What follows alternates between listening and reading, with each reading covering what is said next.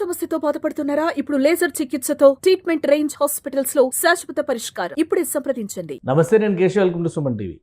భాష పైన మరొకసారి చర్చ విస్తృతం అవుతుంది. తమిళనాడు రాజకీయాలు వేడెక్కుతున్నటువంటి తరుణంలో హిందీ భాష వ్యతిరేకతకి సంబంధించి అక్కడ జరుగుతున్న ఆందోళనలు, తెలుగు నేతలు చేస్తున్నటువంటి వ్యాఖ్యానాలు. ఈ నేపథ్యంలో డిప్యూటీ సీఎం పవన్ కళ్యాణ్ ఒక కామెంట్ చేశారు. బలవంతంగా హిందీని రుద్దితే మేం కూడా ఒప్పుకోం అని చెబుతూనే త్రిభాషా సూత్రానికి మద్దతుగా ఆయన మాట్లాడారు.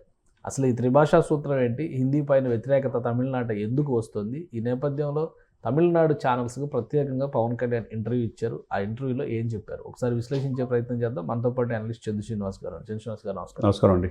పవన్ కళ్యాణ్ గారు మళ్ళీ చాలా రోజుల తర్వాత త్రిభాషా సిద్ధాంతం గురించి ఆల్రెడీ ఆవిర్భావ సభలో కూడా దాని మీద కొన్ని పాయింట్స్ రైజ్ చేశారు. వాటిపైన డిఎంకే అధినేత ప్రజెంట్ సీఎం స్టాలిన్ దగ్గర నుంచి విజయ్ వరకు అందరూ రియాక్ట్ అయ్యారు. మళ్ళీ ఆయన ఒక క్లారిటీ ఇచ్చేటువంటి ప్రయత్నం చేశారు. ఈ భాష వ్యతిరేకతకు సంబంధించి అక్కడ ఉన్నటువంటి ఛానల్స్కి ప్రత్యేకంగా ఇంటర్వ్యూస్ ఇవ్వడం అన్ని ఇవన్నీ చూస్తే అలా అనుకోవచ్చా? డెఫినెట్గా. అంటే ఇప్పుడు నేను ఒక రాష్ట్రానికి పరిమితం కాదు, దక్షిణ భారతదేశాల మీద ఎక్కడైతే అన్యాయం జరుగుతుందో ప్రశ్నిస్తాననేది ఆయన స్పష్టంగా ఆయన వైఖరిలో కనపడుతుంది. మనం తిరుపతిలో చూసాం, హిందూ సనాతన సాంప్రదాయం కోసం నేను ఎందాకైనా వెళ్తానని చెప్పన్నాడు. కట్ చేస్తే మహారాష్ట్ర ఎలక్షన్స్కి వెళ్ళాడు. ఇప్పుడు తమిళనాడు మీద కాన్సన్ట్రేషన్ చేశారు.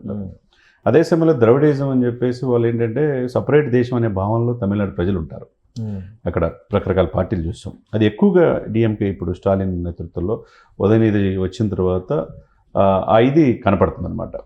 ఇప్పుడు ఎప్పుడైతే కేశవ్ గారు కరోనా వైరస్తో పోల్చాడో సనాతన ధర్మాన్ని, అప్పటి నుంచి కొద్దిగా గ్యాప్ అనేది ఎక్కువైపోయింది. మరి అదే సమయంలో వాళ్ళు హిందీ భాషని మేమెందుకు తీసుకోవాలనే ఉద్దేశంతో చివరికి రూపాయిని కూడా కంప్లీట్ మార్చేసే స్టేజ్లో ఇది మన దేశంలో ఉందా, ఈ రాష్ట్రం లేదా అనే ఇది కూడా కలుగుతుంది. అదే సిచ్యువేషన్స్లో డీలిమిటేషన్స్ అనే ఒక ఇది పెట్టుకొని ఆయన నాయకత్వం వహించి పక్కనున్న 7 రాష్ట్రాల ముఖ్యమంత్రులకి సమావేశాలు పిలిచారు. 3 రాష్ట్రాల ముఖ్యమంత్రులు వచ్చారు, 14 పార్టీలు వచ్చినాయి. ఇది ఒకటైతే అంటే ఆ పార్టీ ఎదుగుదల కోసం ఆయన పరితపిస్తున్నాడు. భాష అనేది ఒకసారి ముందు తెర మీదకి తీసుకొస్తున్నాడు. అదే సమయంలో మీరు అన్నట్టుగా పవన్ కళ్యాణ్ గారి సభ ముగిసిన తర్వాత 12 ఏప్రిల్ అయిన తర్వాత తమిళ ఛానల్ 30కి ఇచ్చే ఇంటర్వ్యూలో చాలా క్లారిటీగా చెప్పాడు.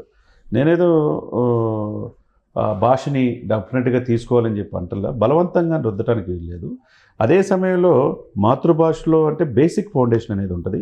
37,000 పాఠశాలలు ఆంధ్రప్రదేశ్లో ఉన్నాయి, తెలుగుతోనే ఎక్కువగా నడిచే పాఠశాలలు. అదే సమయంలో 107 పాఠశాలలు ఒరియాలో ఉన్నాయి. తమిళం వచ్చేతలకి 30 పాఠశాలలు, 57 ఏమో కన్నడం, 5 ఏమో సంస్కృత పాఠశాలలు ఉన్నాయి. అంటే బేసిక్ ఎడ్యుకేషన్ ఏదైతే మాతృభాష ఉంటుందో ఆ ఫౌండేషన్ ఆంధ్రప్రదేశ్లో కూడా ఆయా భాషలకు సంబంధించినటువంటి స్కూల్స్ రన్ చేస్తారు. బార్డర్ స్టేట్స్, బార్డర్ ఏరియాలో. అవును. ఈ రన్ చేసే క్రమంలో బేసిక్ ఎడ్యుకేషన్ తెలుగులో అనేది అంది. బలవంతాన్ని ఏది కూడా రుద్దకూడదు. పిల్లవాళ్ళ ఇదిని బట్టి, ఆ యొక్క ప్రాంతీయ పరిస్థితులను బట్టి అది ఎవరిష్టం వచ్చినట్టు అది తీసుకోవచ్చు అనేది ఆయన చెప్తున్నమాట. అదే సమయంలో మీరు చెప్పినట్టుగా బలవంతాన్ని రుద్దటానికి లేదు. హిందీని మాత్రం నేర్చుకోవాలని ఎవరు ప్రెజర్ చేయట్లా. అలా ప్రెజర్ చేస్తే నేను కూడా ఒప్పుకొని అంటున్నాడు. అంటే ఒక పార్టీ నేతగా అంటున్నాడు. అదే అంటే వైడల్ డిస్కషన్లో ఏమవుతుందంటేనండి, ఇప్పుడు పవన్ కళ్యాణ్ గారిని ఏమంటున్నారంటే, ఒకప్పుడు హిందీని మేమెందుకు నేర్చుకోవాలని అన్నాడు. తర్వాత ఇప్పుడు మాట మార్చాడు. ఎందుకు ఇట్లా మారుస్తున్నాడు అని చెప్పి రకరకాల కామెంట్లు చేస్తున్నారు. పాలిటిక్స్ ఎట్లంటే ఎప్పటికప్పుడు చేంజ్ అవుతూ ఉంటాయి. ఇప్పుడు ఆయన భావాలు ఆయన డెప్త్గా వెళ్ళాడు, ఇది అని నేర్చుకున్నాడు, పరిపూర్ణమైన అవగాహన చేసుకున్నాడు. కాబట్టి ఈరోజు ఆయన మాట్లాడుతున్నాడు. ఎందుకంటే సనాతన సాంప్రదాయాన్ని కాపాడు కోసం ఆయన ఎప్పుడైతే లేవనెత్తాడో ఇప్పుడు పవన్ కళ్యాణ్ విమర్శించే వాళ్ళు పెరిగారనమాట. కాబట్టి ఆయన ఈ సూడో సెక్యులరిజం అంటారో లేకపోతే కుహనా లౌకికవాదులు అంటారో, వీళ్ళు ఎప్పుడు విమర్శించే వాళ్ళు విమర్శిస్తూనే ఉంటారు. కానీ ఆ లైను క్లియర్గా పవన్ కళ్యాణ్ గారు చెప్పారు. కానీ తమిళనాడులో ఇది యాక్సెప్ట్ చేస్తారా? ఎందుకంటే తమిళనాడు ప్రజలందరూ కూడా మా భాష, మా సంస్కృతి, మా పద్ధతులు, మా ఆచారాలు అనేటువంటిది మిగతా భాషల కంటే, మిగతా రాష్ట్రాల కంటే కూడా ఎక్కువ ఉంటుంది. పవన్ కళ్యాణ్ గారు చెప్తున్నారు పదే తమిళనాడు రాజకీయాలకు సంబంధించి. ఇప్పుడు చంద్రబాబు నాయుడు గారు కూడా రేపు ఎల్లుండో చెన్నై వెళ్ళబోతున్నారు ఏదో స్నాతకోత్సవంలో పాల్గొనడానికి. ఆంధ్రప్రదేశ్లో ఉన్న రాజకీయ నేతలు తమిళనాడు మీద ఎక్కువ ఫోకస్ పెడుతున్నట్టు అనిపించట్లా? సరిహద్దు రాష్ట్రమే కండి. ఒకప్పుడు కలిసి ఉన్న అక్కడి నుంచి మనల్ని కానీ అక్కడ ఇది రాజకీయం చేస్తే వేరు, ఇక్కడ వచ్చారు కదా. రాజకీయం వేరు కదా. కాదు అది కరెక్టే. అదే సమయంలో ఏంటంటే వాళ్ళకి మొదటి నుంచి కూడా ఏంటంటే మిగతా వాళ్ళంటే చిన్న చూపు, ఒక ద్రవిడ ఇదిలో ఉండిపోతారు. ఇప్పుడు పెరియార్ని స్ఫూర్తిగా తీసుకుంటా ఉంటున్నారు. అదే సమయంలో ఒకవైపు తమిళనాడులో మల్టిపుల్ డైమెన్షనల్ పార్టీలు ఉంటాయి. అక్కడే రాజకీయ నాయకులు కావచ్చు, సినిమా యాక్టర్లు కావచ్చు, గుడులు కడతారు, గుడులు కూడా పగల కొడతారు. ఒకళ్ళనే పూర్తిగా నమ్మరు. ఒక టర్మ్ ఒకళ్ళకి ఇచ్చారంటే ఇంకో టర్మ్ ఇంకొకరికి ఇస్తారు. సరే, అదే సమయంలో పుణ్యక్షేత్రాలు ఉన్నాయి, ఆధ్యాత్మిక కేంద్రాలు ఉన్నాయి. హిందూ సనాతన సంప్రదాయాన్ని గౌరవించాలని ఈ ఎన్డీఏ కూటమి వెళ్తుంది. ఇది ఈ కొరకరాని కొయ్యగా ఉంది. ఇదే సమయంలో ఏంటంటే రూపాయి అనేది మీది ఎట్లా బేస్ చేసుకోవాలి, మీ హిందీని మేమెందుకు నేర్చుకోవాలని వాళ్ళంతా ఒకటవుతున్నారు. మరి అదే సమయంలో పవన్ కళ్యాణ్ గారు మనం ప్రశ్నించింది ఏంది 12వ ప్లేనరీలో, మరి హిందీ భాష వద్దన్నప్పుడు మరి ఎందుకు తమిళ నుంచి హిందీలో డబ్ చేస్తున్నారు? డబ్బులు మాత్రం దాంట్లో తీసి కావాలి. ఇప్పుడు ఇట్లా వద్దనుకుంటే అది కూడా చెప్తున్నారు కదా, ఎంటర్టైన్మెంట్ ఇది ఎడ్యుకేషన్. అది అట్లా అంటే ఒకటి ఎవరి ఆలోచనలు వాళ్ళే సార్. ఏదైనా కానీ ఈయన దాంట్లో పవన్ కళ్యాణ్ గారు మాట్లాడిన దాంట్లో తమిళ ప్రజలు కూడా అతి చూసి వ్యవహరిస్తున్నారు. అంటే పూర్తిగా డిఎంకే స్టాలిన్ని, ఉదయనిధి స్టాలిన్ తీసుకోవాలని ఏం లేదు. సరిహద్దు రాష్ట్రం కాబట్టి తెలుగు వాళ్ళు ఎక్కువగా ప్రభావితం చేసేవి దాదాపు 40-50 నియోజకవర్గాలు ఉన్నాయి. అది అందరికీ తెలిసిన అంశమే. ఇప్పుడు తెలుగు వాళ్ళ ఎంపీ కృష్ణగిరి ఎంపీ అనుకుంటా తెలుగు వ్యక్తే ఉన్నాడు. అట్లా తమిళనాడులో వేరే స్పేస్ లో తెలుగు బార్డర్ స్టేట్ గా అందరూ తెలుగు మాట్లాడే ఎక్కువ మాట్లాడారు. కరుణానిధి కూడా తెలుగు ఫ్యామిలీ నుంచి అంటే సనాతన ధర్మం గురించి ఎలా అయితే పవన్ కళ్యాణ్ గారు కేరళలో, తమిళనాడులో ఆలయాల యాత్ర చేశారో, ఇప్పుడు ఈ భాష గురించి కూడా తమిళనాడులో ఏమైనా యాత్ర చేసే అవకాశం ఉందా? భాష నుంచి చేయడానికి ఏముండదండి. సనాతన సంప్రదాయం, హిందూ సంప్రదాయం కంటే భాషని ఎక్కువగా మనం అది కదిలిస్తే దాన్ని ఇదవుతూ ఉంటుంది. అనేక వేల భాషలు ఉన్నాయి. ఒక రకంగా ఒక లౌకిక దేశం అనేది భారతదేశంలో చూసుకునే ఈ సమయంలో ఎక్కడ లేనిది తమిళనాడులోనే వస్తుంది.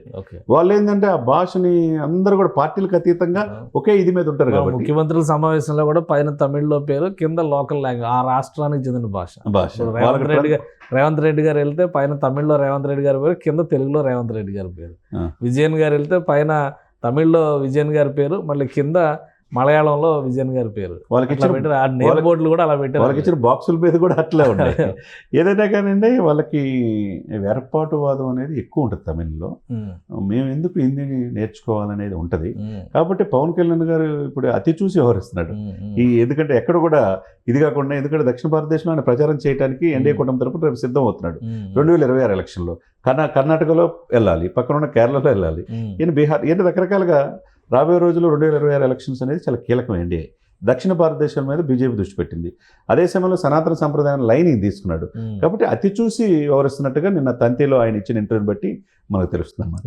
రైట్, థ్యాంక్ యూ చంద్రశ్రీనివాస్ గారు. ఇది ఆంధ్రప్రదేశ్ రాజకీయ నాయకులు ప్రత్యేకమైనటువంటి పరిస్థితుల్లో తమిళనాడు రాజకీయాలు, ముఖ్యంగా ఈ భాష పైన రేగుతున్నటువంటి దుమారం పట్ల వ్యాఖ్యలు చేస్తున్నారు. దాదాపు 50 నియోజకవర్గాల్లో తెలుగు వాళ్ళ ప్రభావం తమిళనాడు ఉండేటువంటి అవకాశం ఉంది.